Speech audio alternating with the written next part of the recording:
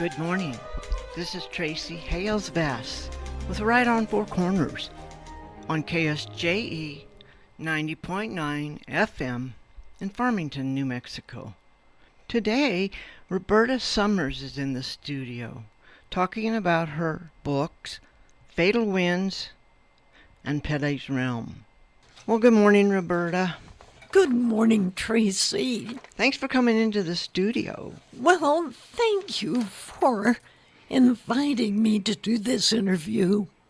I have kind of watched the evolution of this book, Fatal Winds. Oh, yes, you've agonized with me chapter by chapter. It's true. And the final product is just wonderful. Don't you love what the designer did with the cover? The cover's great. Very It good. is. I couldn't be happier with it. No, the young woman reminds me of Rosa. She does. And I don't know if that was by accident or by design. Well, it works. Well, before we go further, I want to say that everybody should know that Fatal Winds is a work of fiction. However, it's got a very real truth behind it. Well, the way it started, for me, my young cousin Jimmy, well, not so young at that time, in his mid-50s, died of a very aggressive colorectal cancer. Oh. And when I was at his funeral, someone said he's eligible for $50,000 in downwinders compensation. And I said, what? The government gives people $50,000 because they've been downwind of the atomic bomb tests? So that got the ball rolling. I started looking into it. I started researching. You've done a lot of research on this book. You even have a bibliography. Incredible research. I can't tell you. Well, since the book spans the time from Los Alamos almost up to present time, Right. it required a great deal of digging into what was Los Alamos, who was responsible, who built that bomb. Right. Why? Well, we know why. We wanted to end the Second World War, and this was the knowledge that they were beginning to develop, how to split the atom, how to create fission and fusion. And you've used real dates, but then you've created a great protagonist to carry the story. So why don't you tell us about, well, a little synopsis on Reese's story. Well, first of all, Reese is a young genius. His parents recognized his genius at an early age and got him into advanced programs. So he's graduated from college with a master's degree in physics at the age of 20. And that was what year? That was it was when the war started, 1941. Right. When World War II started. And he, along with all the other fellows, went to sign up for military service.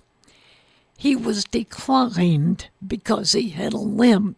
He'd had a childhood bout with polio, which was pretty common in those days, and they wouldn't accept him.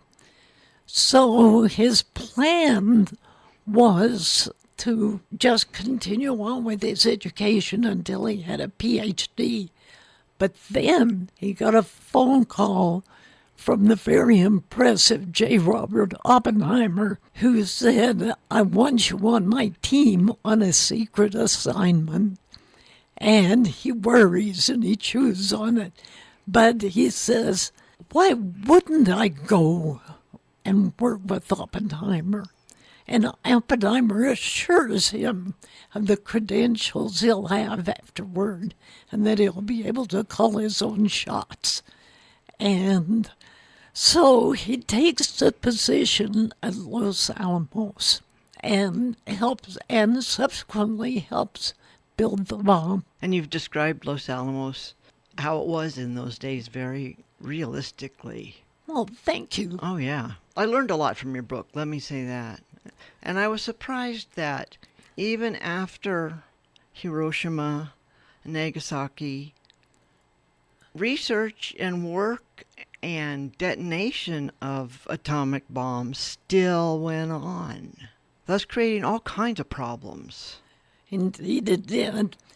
After Los Alamos and the Trinity site, the first atomic bomb test, they went ahead with the bombing of Fukushima and Nagasaki. And Oppenheimer wanted them to stop there. He was horrified at the devastation. But the military-industrial complex rose its ugly head. Yes. And even Eisenhower said, beware the industrial military complex. That's right. They went on working with nuclear energy, and they started the testing in the Pacific. I'm sure most people have heard of Bikini Atoll, the Marshall Islands, Johnston Islands. I know Weetalk, islands like that. They did the testing there and literally vaporized an entire island Right. with the tests.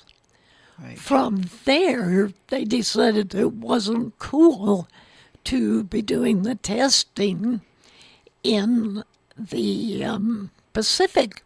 They felt they were too close to Korea and all the things that were going on in Korea. Right. So in 1951, Truman signed the papers to begin testing at the Nevada test site, which is 60 miles northwest of Las Vegas. Right. Pretty close. Too close. Too close. Way too close. Right. And your protagonist then gets his PhD, changes profession, and follows the result of these detonations. Let's back up a little Yes, bit let's do. and talk about Rosa. Let's talk about Rosa. Right. That's a significant impact to Reese. You know, Rosa and her daddy are out rounding up cattle when the first bomb goes off, the Trinity bomb at White Sands. Right. And her horse spooks, and instead of running away from the wind, the confused horse runs into the wind, and Rosa gets too much radioactive fallout on her. Reese and Rosa had met at a USO dance, and they have fallen in love. And right after the bomb test, he asks her to marry him and says he wants 2 years to finish his schooling. Rosa's 18, says her daddy doesn't want her to get married till she's 20 anyway. So they go their separate ways. Reese goes back to California and continues his education. Rosa becomes very ill. She gets sick. She dies of cancer. Reese thinks he has caused her death because he helped build the bomb. He's convinced that it was radioactive fallout. So he decides to pursue a career in medicine, and indeed does become one of the first doctors specializing in nuclear medicine. So we lose the precious Rosa, who's a real bright spot in the book. Yes, she is. And thus affects Reese to follow a different path. He was one of the few that would openly admit that this radiation was causing cancer and other horrible things.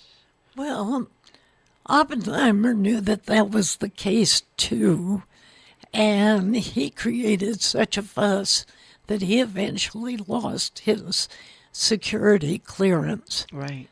They didn't want opposition to bomb testing. Right.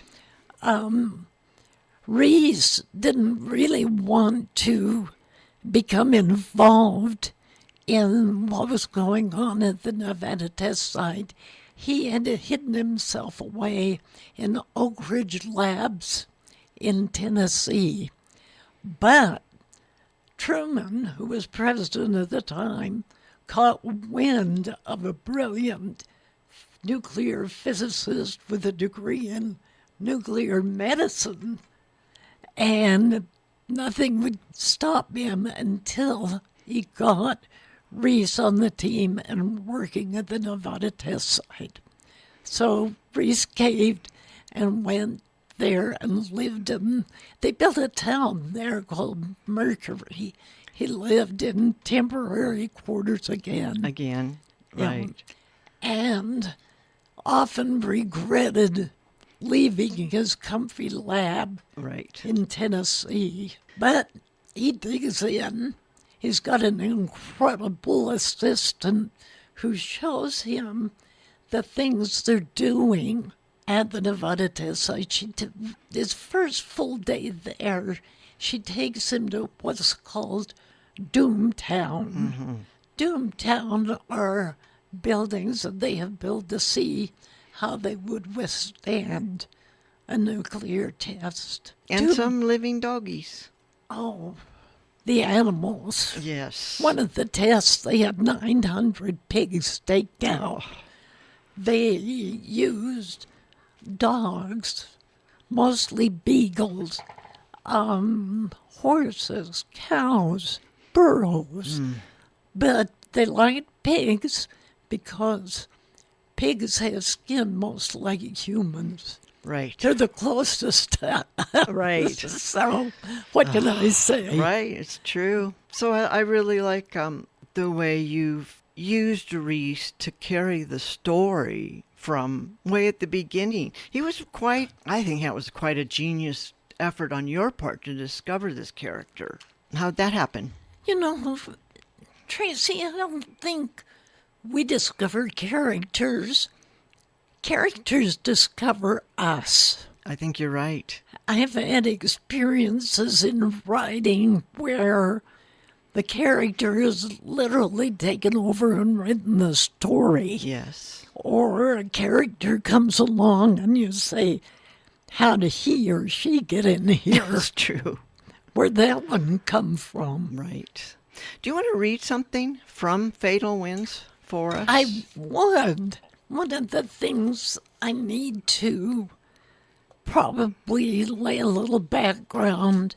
The reason they are so insistent on these tests is because of the Cold War. And the Cold War is dictating the arms race.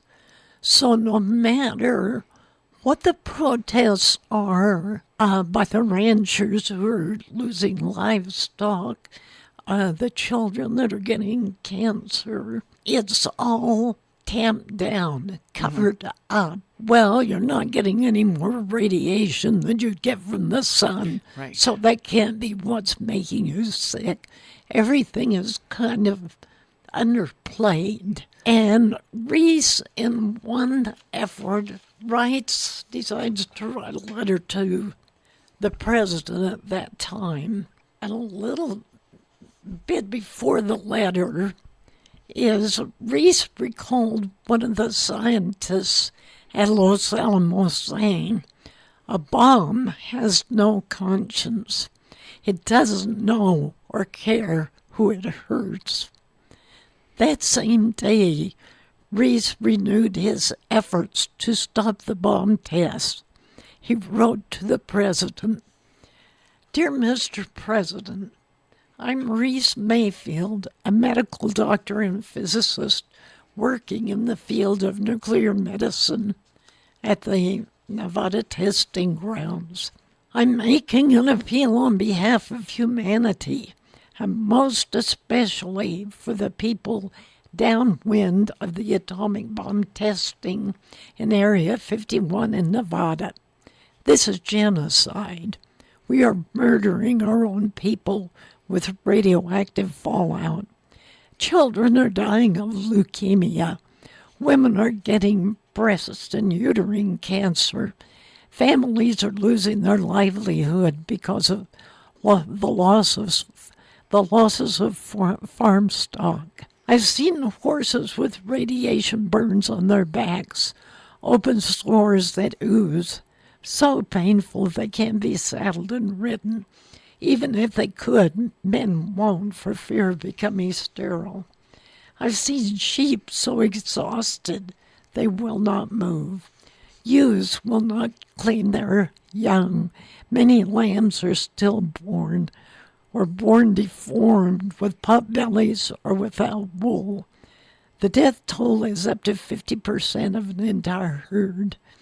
I've tested milk from cows. It shows traces of radioactivity, and people are giving this milk to their children who now have cancer. When cows eat grass that has radioactive ash on it, radioactivity concentrates in their milk. Then, when the children drink the milk, it becomes more concentrated. Also, I'm seeing thyroid cancer in both men and women. We can't continue to place our military so close to the blast.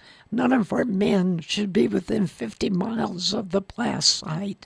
Even that isn't a safe distance.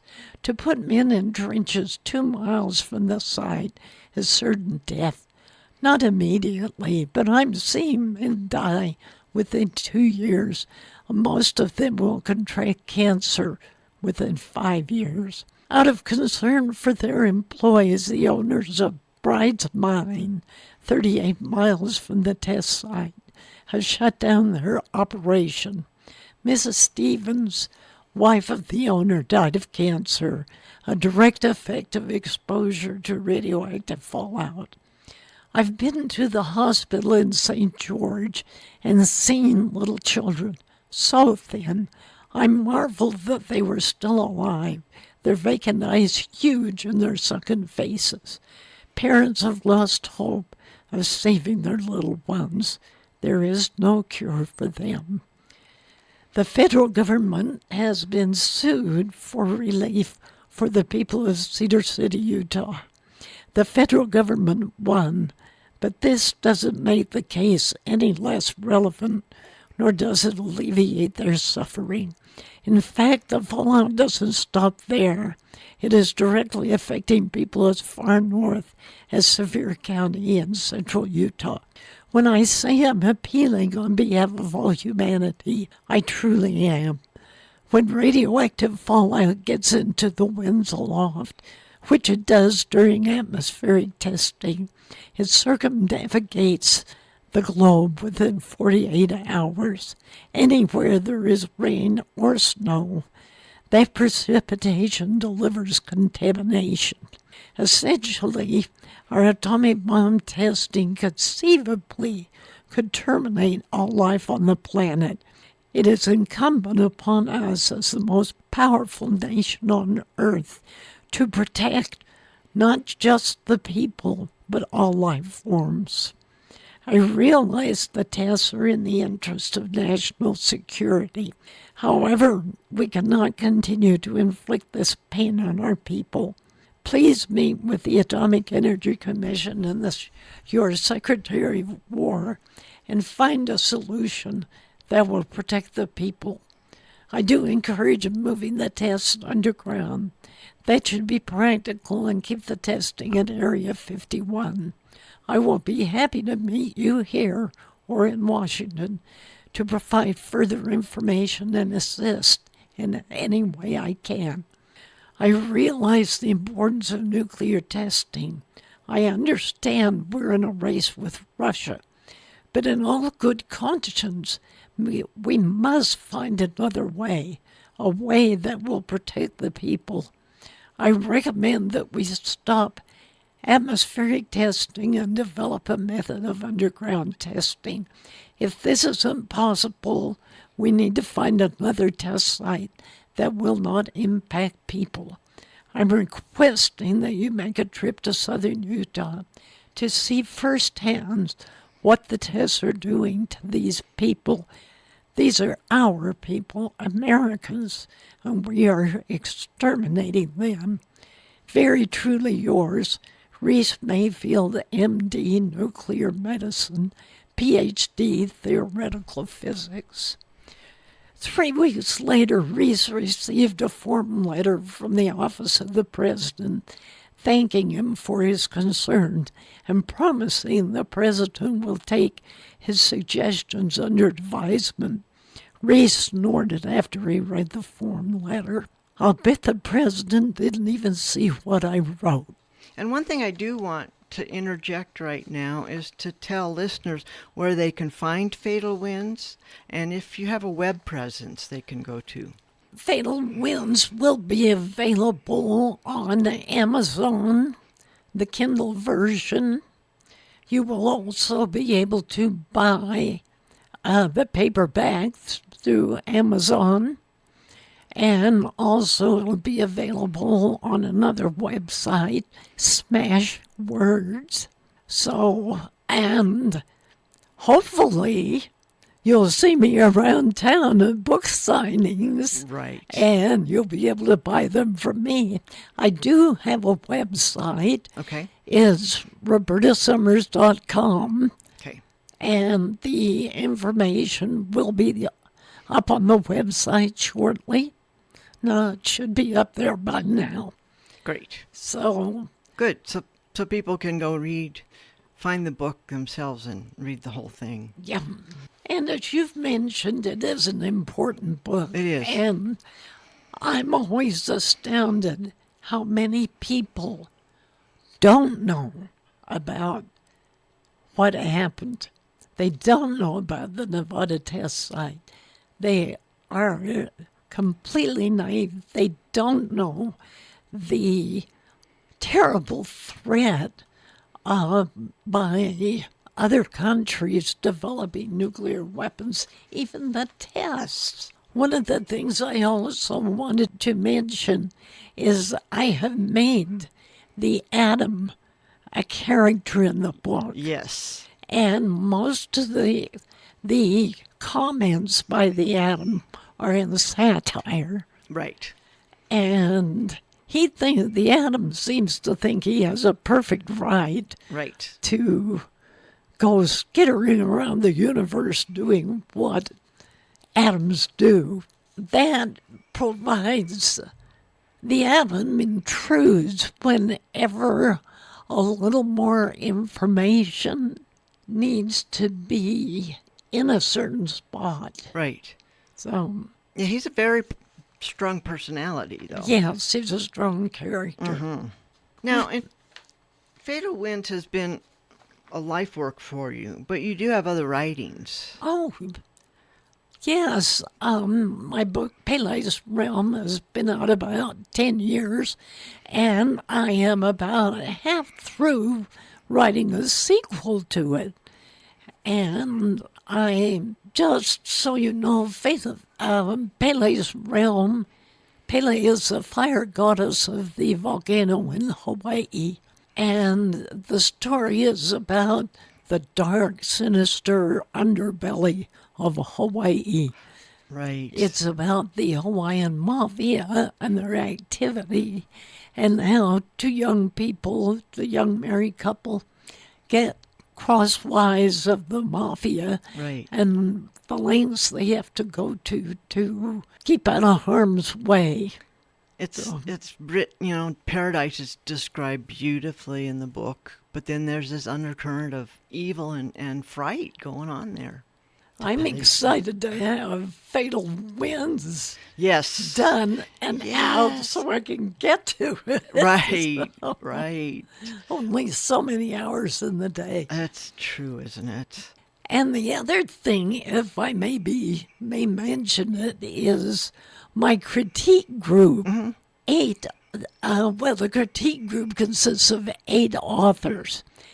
We have written 13 short stories, and we are in the process of publishing an anthology, and it should be out around the beginning of September. Great. So we're very excited about that. Yes. Oh, and one thing I do not want to forget Yes. to mention is that I received a grant from the Connie Arts Foundation Yes. to help with the costs of cover design and other costs in getting the book to publication. And the foundation also gave our critique group a generous grant to help with that as well. So Connie Gotch keeps on giving. Bless she her heart. does. Yes. She does. Bless her heart. Fatal Winds is a serious book. It is. It's a heavy book. It is. But there are light-hearted moments. Right. When Reese meets Rosa, Yes. you have romance. They do.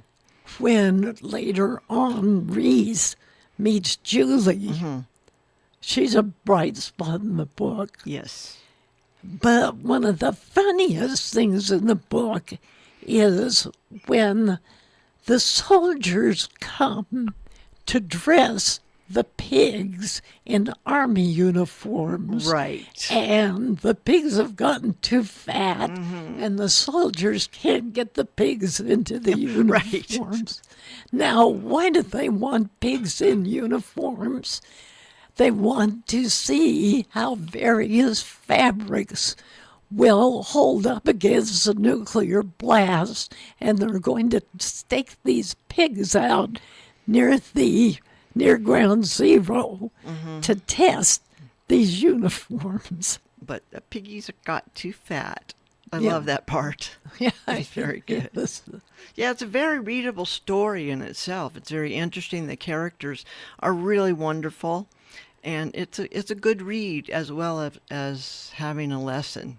So thank you you. for writing it. Thank you for looking at it from time to time. Absolutely. Well, yes, and listeners, it's Fatal Winds by Roberta Summers, and you will be able to find it on Amazon Kindle. Both Amazon Kindle and through Amazon as a paperback, and also Smashwords. Smashwords. Smashwords, it's an ebook. And you can find Roberta's webpage at robertasummers.com. That's right. Okay, well, thank you so much for coming into the studio. Thank you so much, Tracy. And that was Roberta Summers talking about her book, Fatal Winds. This is Tracy Hales Vass, right on Four Corners, on KSJE 90.9 FM in Farmington, New Mexico.